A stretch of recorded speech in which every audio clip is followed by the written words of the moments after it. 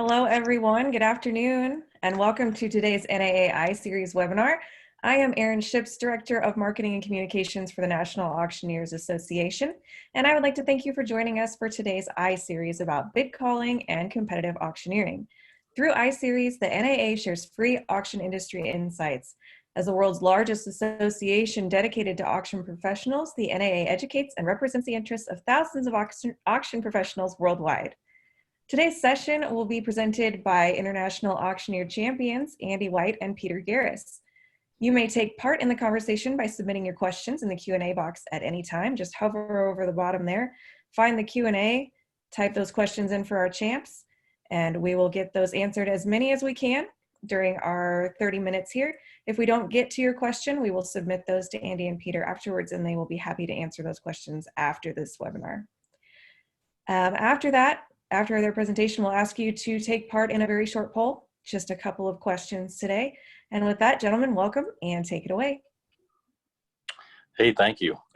Certainly great to be a part of it here today, and do want to reach out and say thank you to the NAA for being so proactive with the iSeries and everything you have done to keep everybody informed as to what is happening, during this time and what others are doing and what's working, because it's certainly uncharted territories for so many of us. And so again, I just want to say thanks for what you guys are doing. Yeah, it's great to be here, and it's fun to be talking today about bid calling and contests and stuff like that. And I know we're all COVID-19 is certainly a part of all of our lives, but there's other parts of our lives that are important. And when this thing is over, which it will be at some point, we all want to get back to calling bids and having contests and throwing down and doing all that kind of fun stuff.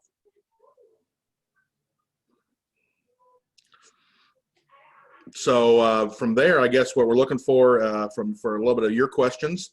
If you haven't, as Erin may have mentioned, there's a question box there at the bottom. Q&A questions. We'll certainly take your questions. I know one question I'm sure a lot of attendees are asking is, are we going to have an IAC, International Auctioneers Championship, this year? Currently, we're still on for the conference in San Diego. But if you're not watching our social media, definitely want to do that. And I'll let you know as soon as we have any information on that. But at this point, we are on. I know there's the Mule Days contest down in Kentucky, or Tennessee, Kentucky. I know they rescheduled for later in June. And the car contest, another contest that we're all a big fan of, is waiting the release of the Dallas Cowboys football schedule. As soon as that's released, we'll know when we can have a hotel in Dallas and have that contest in October. So that's coming up. I think the LMA, though, is postponed for a whole year. Is that right, Andy? That's correct. I'm still going to be in Nashville, but postponed it until 2021, just to make sure that everything was still going to fall in line the way it needs to. And yeah, if you remember back, Peter, we're kind of that time of year where you're revved up and you're excited. The IAC entry was due, and that's when the butterflies started to hit a little bit, and you started to prepare. What am I going to do this year? How am I going to prepare? How am I going to be better than what I was last year? How am I going to set myself apart? So that's a little bit of a change for our competitors. But I do think as we go through this time, this is an absolute tremendous time for us to realize that our craft as bid callers, the importance of what we do for the live auction method of marketing. And this is a time that, in my mind, is dual purpose. We perfect ourselves as far as the communication that we have with our bidders. They might not be right in front of us. We might be doing a simulcast auction, but it's really a time that we go back to, hey, we need to communicate with our bidders. We need to get them involved. And what does that look like as far as communicating through that computer screen and your cell phone to make them feel a part of the auction? But you also translate that into the competitive world that, this is something we need to practice every day. This is something that if we are going to be competitive auctioneers, we need to have that ability to get on the stage, to communicate, to be as professional as what we possibly can be. So I think this is that we talk about the good that blows in the bad wind, and this is what I think it is. This is our chance to perfect ourselves. This is our chance to maybe get off the grid, get out of our comfort zone, to basically force us to do that. And that's a great point, Andy. I know that both the LMA and the IAC, sometimes folks say, I wish there wasn't a question I wish there wasn't the interview portion. I wish we could just, just sell. And that's great. I appreciate that. But I think in today's climate, boy, the ability to communicate over the microphone, to share information with folks outside of just the chant is so very important, because we've been doing auctions with, either no one or very limited participation in front of us. So we've got to share all kinds of information above and beyond what number we have, what number we want to bidders, all wherever they're at, and they've got to believe us and understand us and buy in. So I think you're absolutely right. What is your Andy? What's your biggest takeaway from the live bid calling that you have done these last few weeks or month, as far as what you're going to take going forward? I think the biggest thing that I take going forward is, obviously we're passionate about the live auction industry. We're on that side of the aisle. The biggest takeaway I have is that I think this has probably stretched everybody's horizons as far as knowing what their capabilities are, as far as different options, whether it's online only, whether it's a simulcast type. But going into the simulcast, it's a learning curve on our end as well as the buyer's end. And the biggest takeaway that I have seen, especially over the last few weeks, is that when you have a platform that you can see who your buyers are, when you can see their names, it's not slowing down at all for them. The biggest takeaway I have is communicating with them and using names. That these people want to feel engaged. I mean, they're just like you and I. They want to feel some sort of normalcy through this. And if you can engage them, and again, the name's the most important thing, and it doesn't take much. It just says, hey, click the bid, Amanda, or something like that. Hey, we're at the end of the day, I think that's what these buyers are looking for. And so many times we take for granted that somebody on the other end of the computer doesn't get the same interaction that the people in front of us do. So that's my takeaway with it is hopefully out of the whole thing, this will perfect my ability to communicate both sides of a simulcast auction. So our friend down in Texas, Doug Bradford, asks, can you talk about the importance of stage presence in competition? Walking up on the stage, talking, taking the stage, exiting the stage.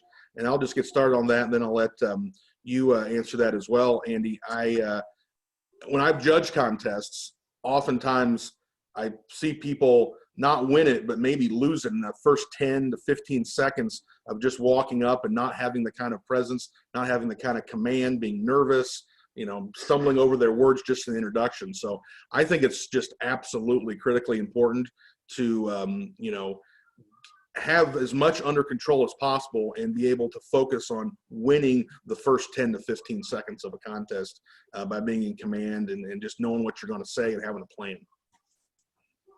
Exactly. And Doug, one thing that I would tell you that I used to get caught in the trap is I used to think of how am I going to get up on that stage? How am I going to walk to that microphone? And I was preparing for that moment, just in that moment. And I think one thing that helped me with that is, it's just like a job interview. At the end of the day, you're going to make or break it usually walking into that office. That's what's going to get you off on the first step. And so that's how I always approached it, is when I, met with a new set of clients, I pictured myself on that stage. What does my presence look like? What is that first impression? Am I taking command of that? So the importance, like Peter said, it might not win it, but it'll certainly lose it for you in a hurry. Absolutely. So our friend Michael Riggins from the great state of Connecticut, he asks, what do you think is the possibility of having a contest without live bidders should this pandemic continue? What do you think about some sort of virtual auctioneering contest, Andy? Michael, I guess I have not gone down that path in my mind. Because there's so many things that to me, they could make for an interesting contest virtually. The variables have to be taken out, so it's a level playing field for everybody. So I think that's something that you'd have to think about. But at the end of the day, if this deal continues for another 4 months, I'm in. Yeah. I think in here in about another few weeks, I'd about have ready to have a bid calling contest in my front yard to do something else. I'd work on this. I think it'd be interesting. I know there was some people kicking that around with the car contest. And being a auctioneer in the virtual live environment is it's a different beast. It's just different. It's a different thing. You've just got to be, you've got to go a little slower, which, just grinds my gears. I don't want to go any slower, but you just have to. You just have to give folks some. You train them to bid faster, but there's just always going to be a little bit of lag there, and you got to factor that in. And someday, you know what? We might want to put a judge or two behind a computer. Yeah. Because at the end of the day, how many auctions are we having that are simulcast? I mean, I can tell you that 90% of what we do, whether it be in the contract world or here with our own company, is simulcast. So, at the end of the day, as that gets to be a bigger and larger venue, maybe that's something we need to look into, is putting a judge or two on there and judging that, because that communication on that end, on that side of the computer, definitely needs to be part of a score sheet sooner or later for a live auctioneer. What do you think, what do you think would be the biggest thing we'd look for if we were judging that contest, or telling the judge how to judge it? What's the, let's just say we're doing this, in 2023, and we have a virtual contest coming up. What would be our advice? I'm just trying to think ahead how we communication for that. Absolutely, communication, and it's a matter of being all inclusive. Which is so important, including everybody from both sides of the room and both sides of the screen, whether they're in front of you or on a computer.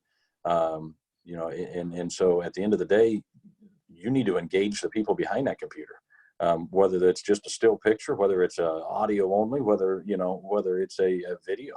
You have to engage those people, make them feel like they're important, and make them feel like they want to buy from you. Absolutely. All right. Stanley Payne asks us, what exercise do you recommend to develop a slow to medium rhythmic chant? What exercise? In my mind, it's all numbers, Stanley. And it's important that you keep it slow to medium, that speed is not something that ever tries to dictate you, because the better you get, the more you practice, that speed is going to come. My biggest thing is numbers are the most important thing in a chant. And at the end of the day, if you're doing your number drills, sooner or later, you're going to find a rhythm within just numbers. And then, develop just, 1 and 2 word syllables that filler words that at the end of the day will complement your numbers and your style. But at the end of the day, it's certainly my opinion that the numbers are the biggest thing that you can practice, and being able to pronounce them and enunciate them, and really use that as your rhythm. Andy, would you agree with me that I think many auctioneers probably just go too fast in a contest setting, or trying to impress somebody? They're just selling too fast. I mean, there's not so much as the time on an item, but just the chant is just too fast. Oh, absolutely. And a lot of that's nerves. When you get up there, that's usually where you're going to see the nerves come out in somebody, is they're going to try to go too fast. And that's when they get out of control. And that's when they really, in my mind, they just lose it themselves, because then you're losing every other aspect of that contest. You're losing your body language. You're losing that communication. And so in my mind, typically it's nerves that cause people to go too fast, but that, speed can be a killer. Yep.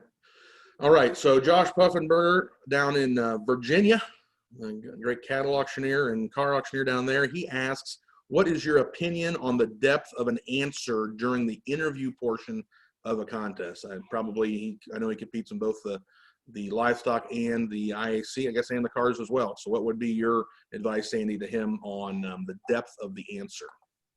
The depth, obviously it needs a little bit of content, but so many times people take it way too far. Keep it simple. And it's, just like an interview with a client, the longer you talk, the sooner you're going to get yourself, in a corner, and you're going to end up stepping and stumbling a toe, or stubbing a toe. So I always go by the keep it simple. What is the question?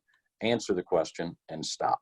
Now, obviously, you've got to have a little bit of content there, but so many times, and we see it, in both the LMA and both the IAC, that people talk too much. And at the end of the day, if you've answered the question, just land that plane.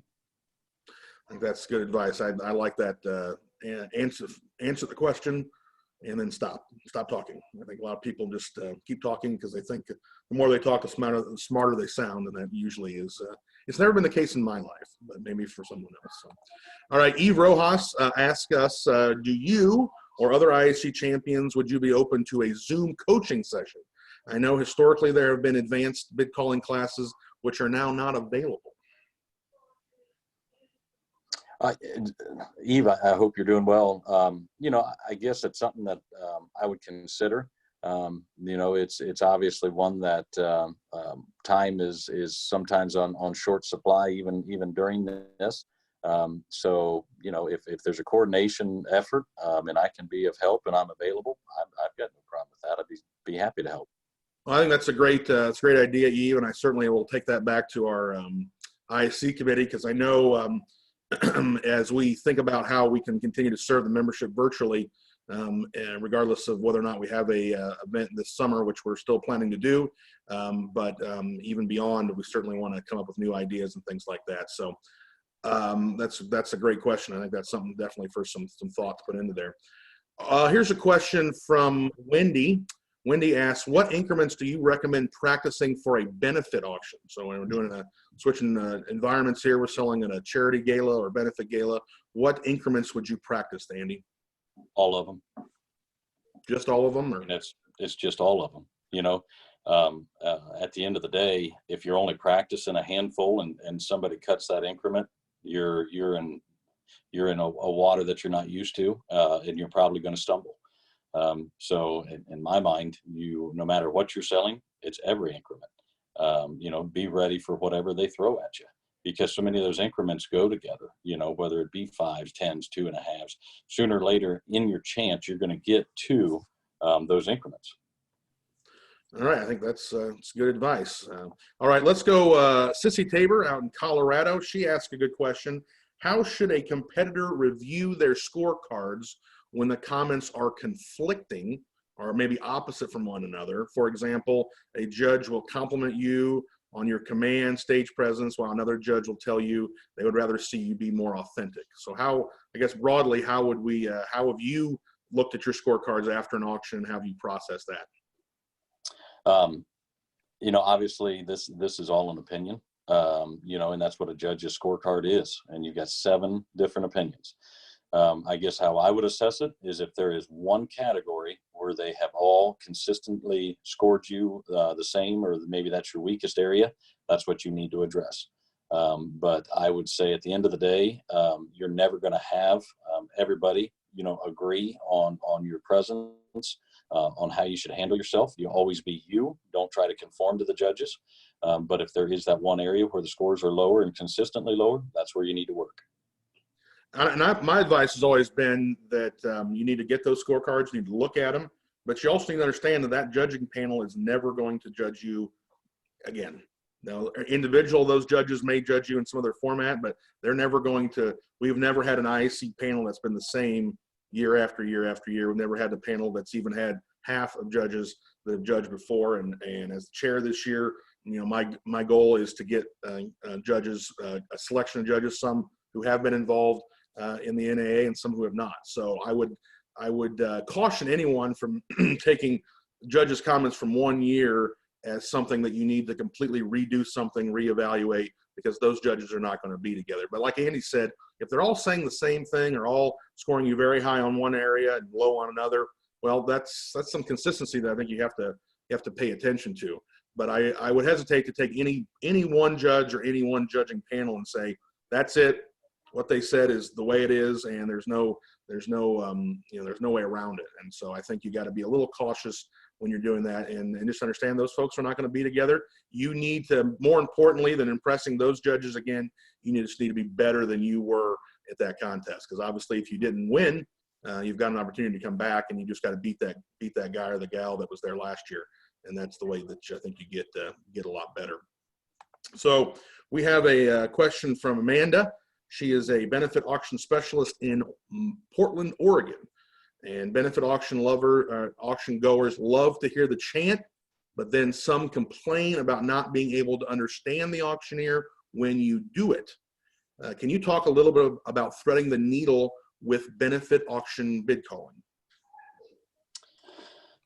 So this is a little bit out of my wheelhouse, Amanda. We do some benefit auctioneers. It's not, or benefit auctions, but it's not something I've ever specialized in.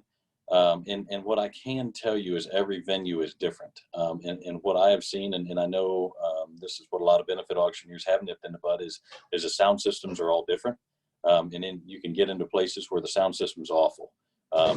And that's where it's pretty easy to lose a crowd. The other thing that I've seen with the benefits that I've done is there's a lot of people there that's there to support the calls, but not there to support the auction. They bought their tickets, they've done this, but at the end of the day, they are not going to buy anything through the auction. So they're there as a social event. So it can get loud.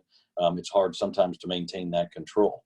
What I would tell you is to make sure any of those benefits that you've got a sound system that has a capability to reach over that crowd, and you maintain that presence to where you maintain their interest throughout that.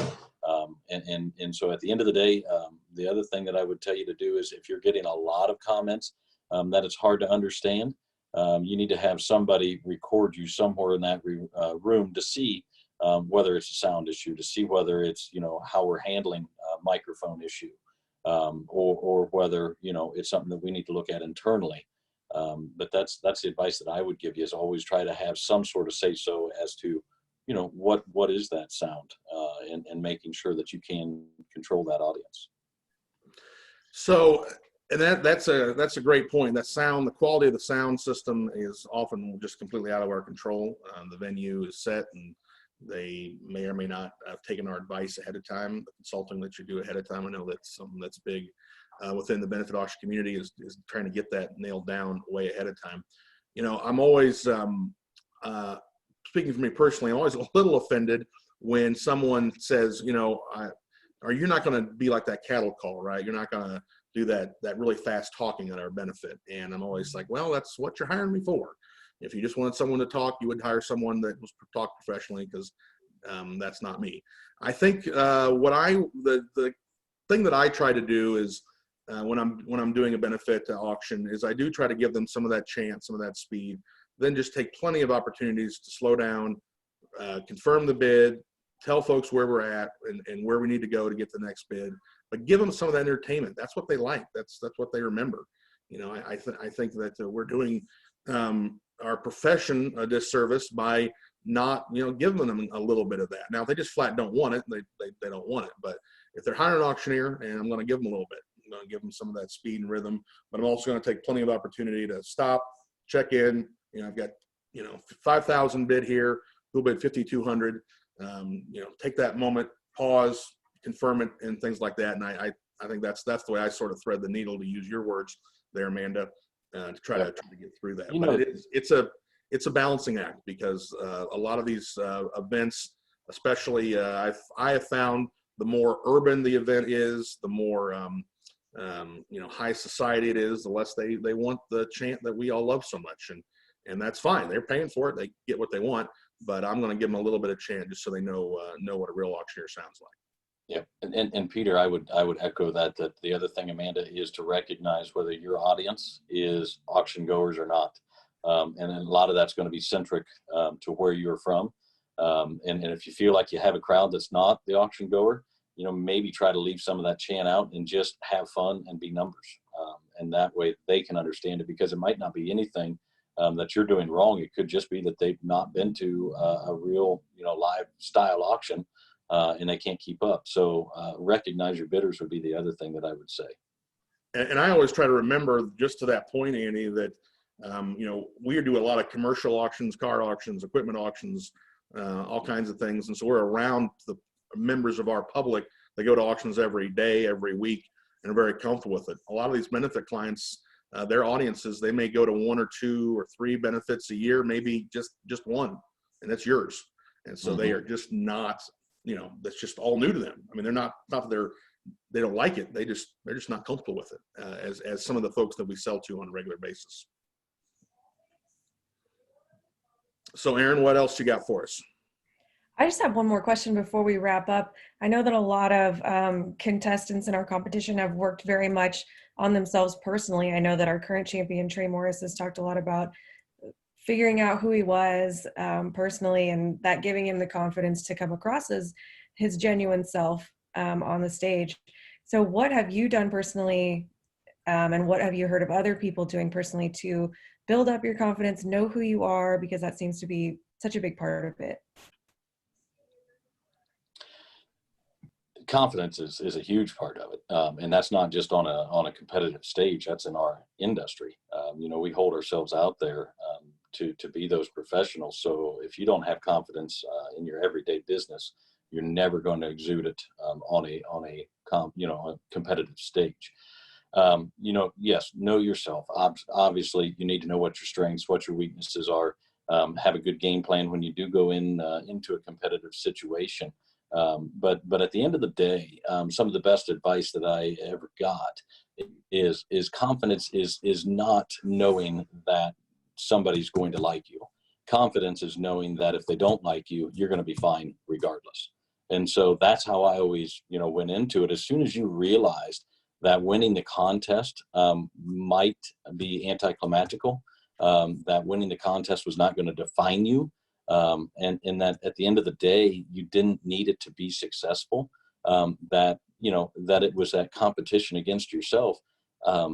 That's really where maybe that turning point came for me was, you know what, I'm here to put on a show, but this is no different than I do every day in my business. Now, I always like to say in my seminars when I'm teaching auction school that confidence is an auctioneer's stock and trade. It's what we trade in every day. Bidders come to our auction because they have confidence that they're going to get a deal. They're going to be treated fairly. Sellers sign up with us because they have confidence in our method and our way of doing things. In ourselves, I think the way that I really got over the mountain or over the hump in the contest was really understanding why I was doing it. And to Andy's point, it wasn't as much to prove to those judges that I was the best, but really I wanted to be the best, and I wanted to, do something that would make me a better auctioneer so I could provide better for my family. And so that's really understanding why I was doing it. And when you have a really clear reason for doing it, for competing, win or lose, you're okay. It's okay. Well, I didn't win that one. I don't care. I'm not here for necessarily to win. Where we want to win, but I want to be a better auctioneer so I can do a better job providing for my family. So as long as I do that, hey, I'm good. And if I get a trophy at the end, awesome. If I don't, hey, no problem. I get to come back and do it again. So that's how I, in my competitive career, auctioneering career, really tried to have the right mindset. I think if you're just going for the trophy, I think almost every champion will tell you this. If the only thing you want is that trophy and that check and that fame, that if you get it, you're going to be sorely disappointed, because you're going to get it and realize, oh, that's it. You're only famous for the night afterwards in the bar. That's the only time anybody ever cares. That's it. The fame's gone. Then you're going to be disappointed that you did it. But I think if you got some other reason for competing, that you'll be a champion every single time you enter the contests. Yeah, if winning a contest is what you think being a champion is, you're sorely missing the point. If you're not a champion every day in this industry, and you want to define yourself by being a champion on a stage, we're probably all in trouble. Absolutely. Great. Thanks, guys. I think we'll wrap it up now. Thank you to all of you who submitted questions. We got to all of them, so no need for a follow-up here, but I'm sure that either of these gentlemen would be happy to connect with you if you need further advice. And we do like the idea of the Zoom coaching, so maybe we'll talk about that in the future. The NAA is always open to new ideas for helping our members. So at this time, we're going to ask you for some feedback. We have a couple of poll questions coming at you. And the first one is on a scale of 1 to 5, with 5 being the highest score and 1 being the lowest. How would you rate today's iSeries presentation?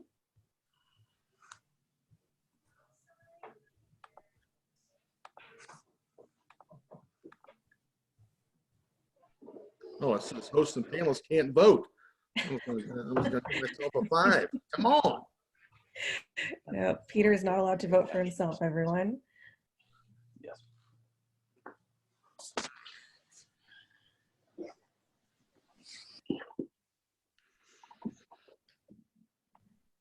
And we'll go ahead and move on to the next question. On a scale of 1 to 5, with 5 being very likely and 1 being not at all, how likely are you to recommend iSeries to a friend? They'll get better presenters next time, I promise. I hope so.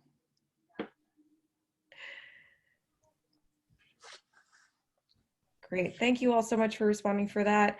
As we close, please remember that during this time, the NAA is here for you with multiple resources and recordings at auctioneers.org/COVID-19.